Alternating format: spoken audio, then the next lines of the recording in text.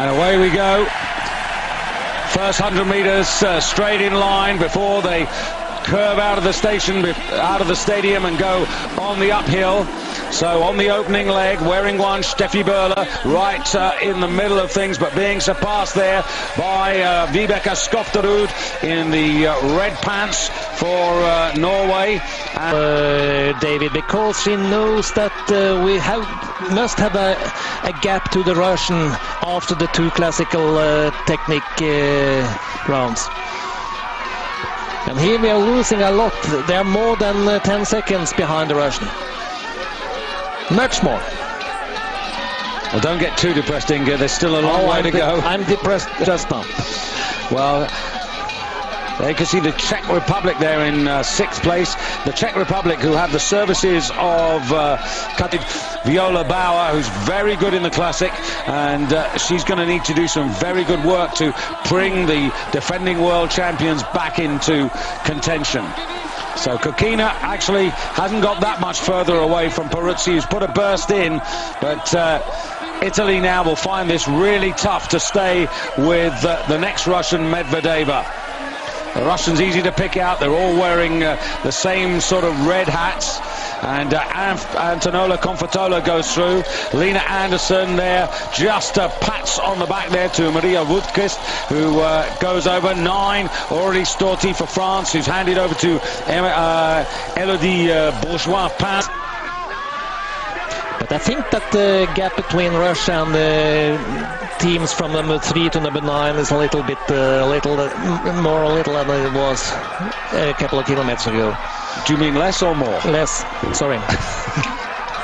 Yeah, I think you're right, but it's still a good 10 seconds, as you can see, a little bit more than that. But it was 22 between Russia and Norway with at the extreme.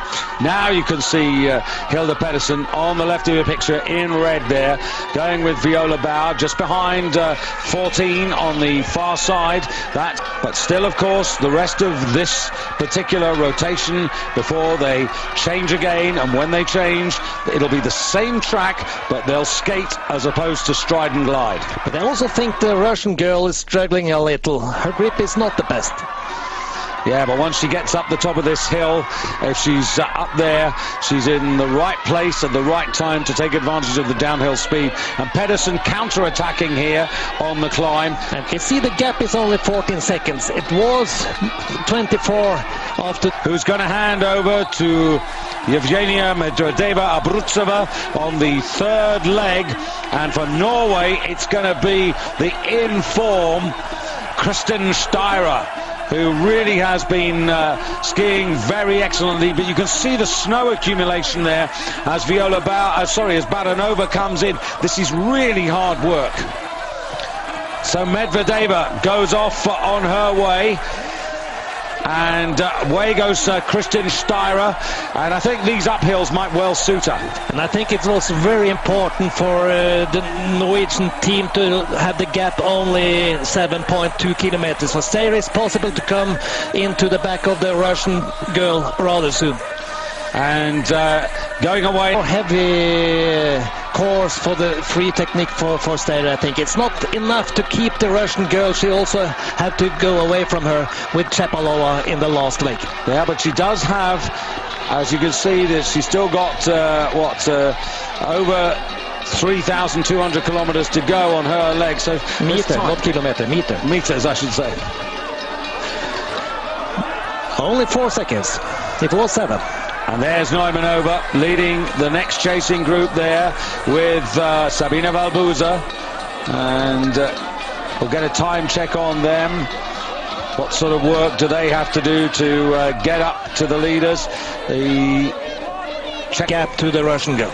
Meanwhile, Evie Захенбахер, who in the last kilometre and a half has looked in trouble, is definitely in trouble as both Sabine Valbuza and Katharina Neumann go straight behind, and Germany are in trouble because Evie Захенбахер is running out of petrol. So look at Valbuza. Yeah, Valbuza on the right of your screen in third place in the red hat there. Then Katarina Neumanova. The Czechs, well, their last best result was when they were 4th in the Olympic Games. That was when Russia withdrew as a result of the tests that were coming through about Larissa Lasutina. And the worrying thing for German fans is that Evie Захенбахер, after looking so good, has fallen into a hole. The energy has drained out of her. There's nothing left. Look at that. That is so laboured. And I'm not convinced it's the skis. No, it's the shape just now. But the gap mustn't be that big, so Claudia Kinsel will be too many seconds behind for the last leg. So she has to struggle now.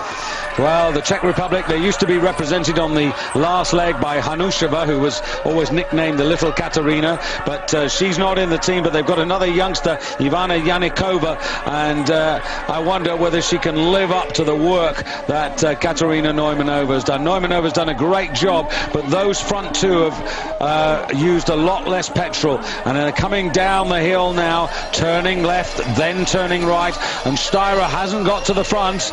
It's still the Russian, Evgenia Medvedeva Abrutsova, who's coming in. And what sort of speed have they got? 54. Now that's the fastest descent we've seen. That is 4 kilometers faster than in the Classic, which is what you would expect. Steyra being caught here by Valbuza for Italy, Neumanova for the Czech Republic in 4th place. And what a fantastic job Sabine Valbuza has done. The question is, can Ariana Follis hold on and keep up the good work? But it is going to be Medvedeva who passes on to the golden girl. That's Julia Chepalova to take us into the last leg. And Julia Chepalova already with gold and silver medals. And she on the left there, but a very good change for Norway by Marita Bjørgen, who was very quick, very smart, and gets away nicely. But that was important for Russia to have the gap 3 seconds before the Norwegian the team. It can be a problem for Marita Bjørgen to keep those 3 seconds. Now from Oberwiesenthal, all Germany's hopes are pinned on Claudia Kunzel, and she's got a lot of work to do. And the Italians, well, if they do pull off this bronze, well, it will be due to the work done by Paruzzi on the first leg. And then good, decent effort by Confortola, but Valbuza really will have made the medal. And perfect for the Olympics next year. Yeah, just to have a good team for the Italian. Absolutely, just the sort of boost. And Italy, who last won a medal, 2001 in Val di Fiemme when they were 3rd.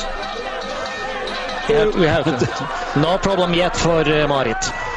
No problem. Still sticking there. She wants to wait till maybe the last section of the climb. I know she's slipstreaming Chepalova, but she needs to be careful. The problem for Marit is she's too narrow to Chepalova. Yeah.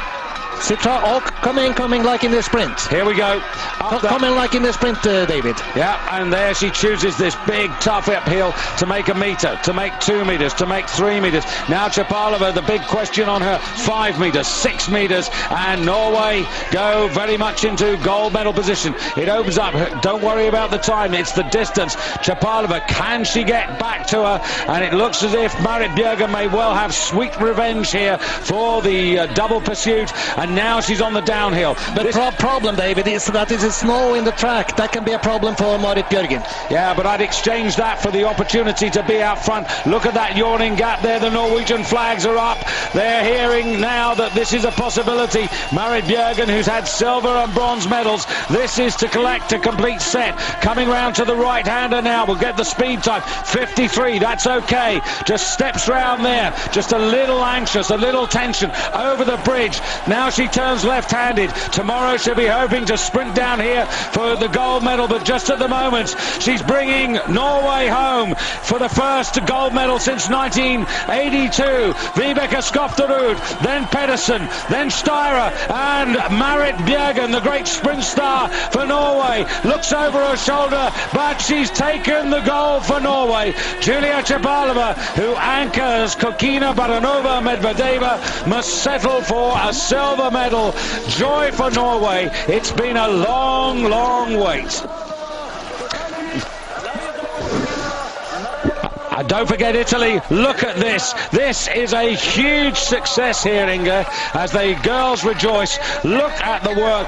Marco Albarello and the team have worked this out to perfection. This is a tactical triumph as well as a skillful piece of skiing.